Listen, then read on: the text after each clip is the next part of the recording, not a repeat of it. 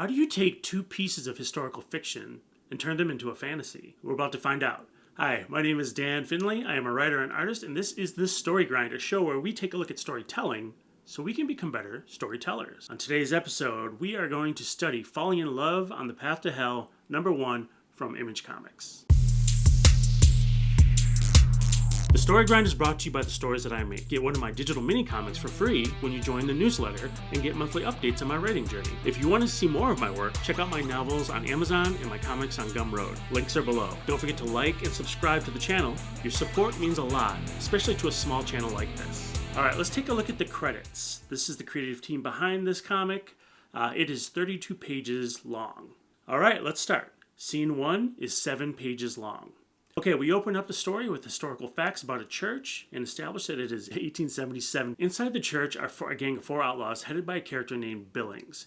We know they're bad guys because even though the priest offers them beds, Billings wants the priest's bed. We learn that Billings and his gang are on the run from a guy named McGrath. Their gang started off with a dozen, and McGrath has chased them across the country to the west coast and cut them down to the final 4. In the middle of their conversation, a shadowy figure appears and starts firing, killing 3 of the guys, and leaving Billings alive.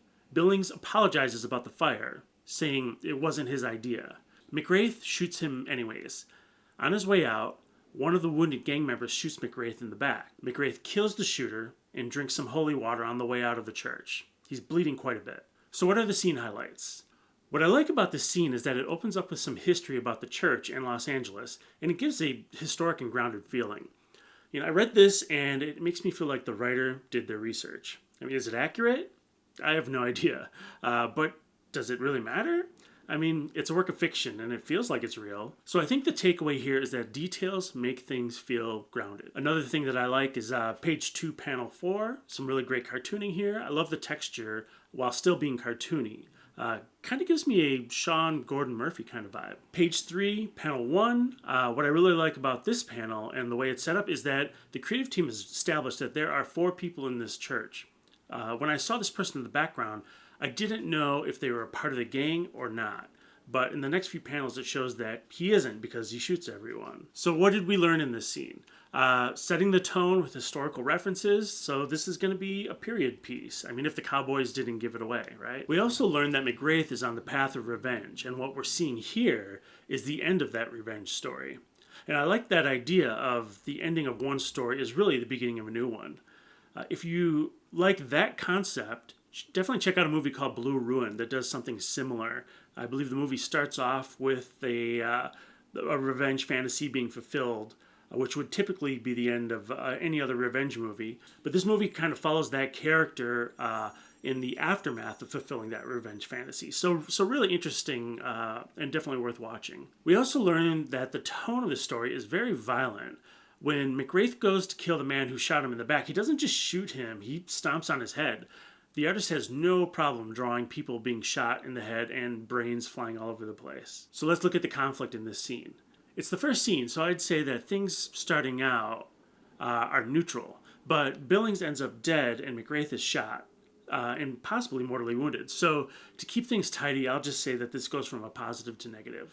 Okay, scene 2, 14 pages. We cross the Pacific Ocean to 1877 in Japan at the end of the Satsuma Rebellion. Samurai are being forced to turn in their swords, including a female samurai named Ogata Asami. We learn that she was born into a samurai family and rebelled against what was expected of her as a role as a female. Her parents finally relented and trained her as a samurai, which is very rare. In the next few panels, we see that she is forced down to lay her weapons in shame. In the middle of talking about Ogata, we do this sort of strange change-up and start referring to another samurai who we haven't actually been introduced to, and I don't know his name. We start hearing about how he refuses to hand in his father's tsuba, which is the handguard between the sword and the handle. Because he refuses, the soldier shoots him, and this triggers fighting between the samurai and the Imperials. We get a lot of action and violence as the samurai eventually defeat the soldiers, and Ogata beheads the leader of the Imperials. So what did we learn in this scene? We were introduced to Ogata, a rare female assassin who is fighting against oppression by Imperials. She's a very skilled and deadly fighter. She doesn't speak in this scene. So what are some of the scene highlights? Page 12, panel 3 and 4. Love the shot of Ogata picking up her weapon from the ground. Panel 3 gave me some questions as to what was going on, and then panel 4 answers it with her kicking her weapon off the ground and into her hand to fight. Great movement, very clear to me. Also, very cinematic in only 2 panels. So let's look at the conflict in this scene. So this scene starts out with the samurai being oppressed and ends with them victorious over their oppressors. So negative to positive. Okay, scene 3, 2 pages long. In the battle's aftermath, Ogata walks away. One of the soldiers, pretending to be dead, shoots Ogata in the back, similar to the way that McWraith was shot. And just like McWraith, she kills him in a very brutal way. One of the things that I liked that I wanted to highlight in this scene was just sort of the organic lettering of this blam. Alright, let's look at the conflict in this scene. We have Ogata coming off a victory, only to be shot in the back and mortally wounded, so pretty obviously a positive to negative. Scene 4, 9 pages long, last scene of the book. So McWraith and Ogata have parallel scenes in their respective cities as they bleed out from their wounds and find themselves dying on the beach. Even though they're on opposite sides of the ocean, they can see a strange island in the distance. Lightning strikes and we get a couple of splash pages that show our characters being kind of transported to this island. They both wake up on the island's beach filled with corpses and are ready to fight each other because they're both completely confused as to what's going on. A centipede-like monster pops out and Ogata and McWraith form a quick alliance as their lives are in danger. A new character named Mohan pops up and saves them from the monster. He's the leader of a group of people on this island and tells them to follow him. This is our inciting incident. These 2 characters have been pulled out of their ordinary world and are now on a strange island. We don't exactly know what's going on yet, and neither do they. The final page ends with the caption, "The final chapter of their lonely and violent lives were behind them in 1877.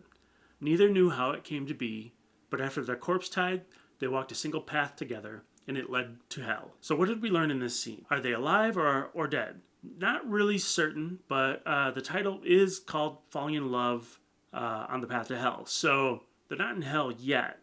In fact, Mohan calls the island Nowhere. I think this is a really interesting scene because we've taken 2 stories that were grounded in history and thrown them into a fantasy type story. So let's look at the conflict in this scene.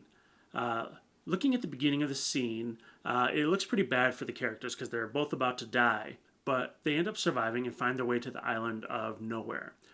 The scene ends on a positive note, but opens up with a mystery about where they are. So let's look at a 10,000-foot view of the story. We've got 4 scenes in total. The scene with Ogata is surprisingly long, especially for the information it conveys. What did it tell us? She's a female samurai fighting her oppressor and is very deadly. I mean, that's about it. It almost feels like the creative team kind of decided to do some creative donuts in the parking lot here and have some fun showing off a bunch of violence. I know some comic readers really love that. I'm more of a story-motivated reader, though, so it felt a little overkill to me, pun intended. All right, let's look at the characters. I wanted to talk about the characters here because I think there's another bit of strangeness going on in this story. When you read the story, what do you know about McWraith? We know he's a deadly killer cowboy who's lost someone in a fire and was out for revenge. And that's about it. At this point in the story, he feels like a revenge cowboy cliche. But I think it's interesting because that cliche kind of carries us. I mean, when we see him in those first 7 pages, it's like we already know him. There's nothing in the story that really adds to all those revenge stories or westerns we've seen before.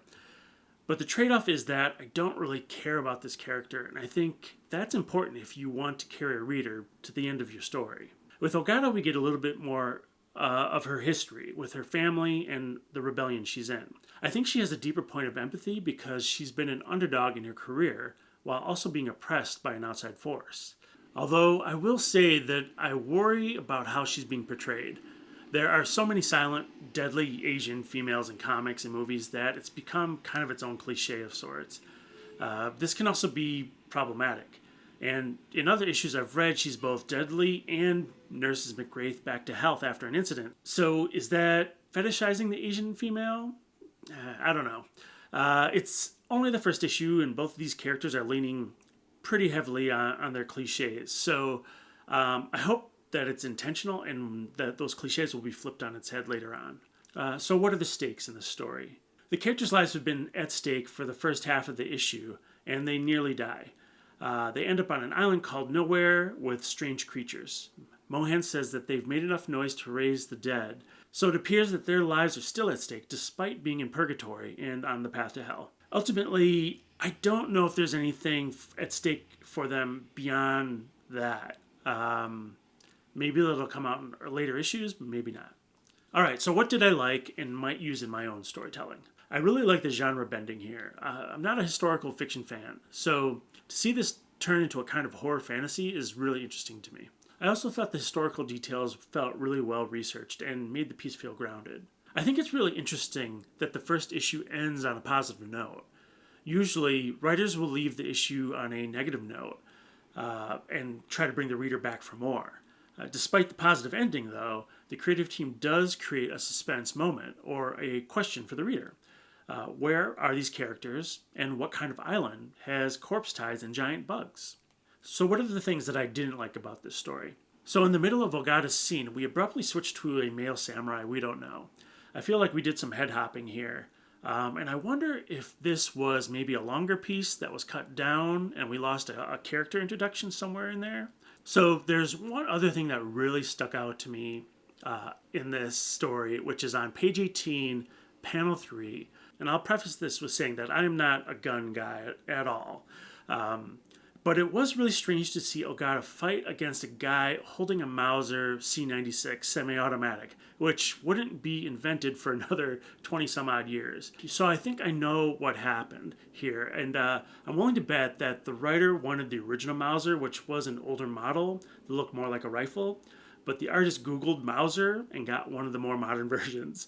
Kind of breaks all that historical research, though, which is kind of unfortunate because I feel like the writers built up a lot of time and a lot of research into kind of establishing this in a very grounded historical sense.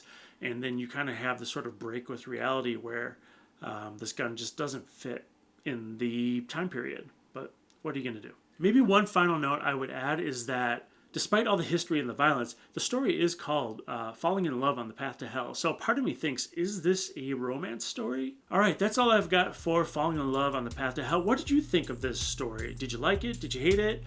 Please leave your thoughts in the comments below. Again, I am writer and artist Dan Finley. This is The Story Grind. Please like, follow, and subscribe, and share with your storytelling friends. Let's build a community together where we can get stronger as storytellers. I will see you next week. Thanks. Take care.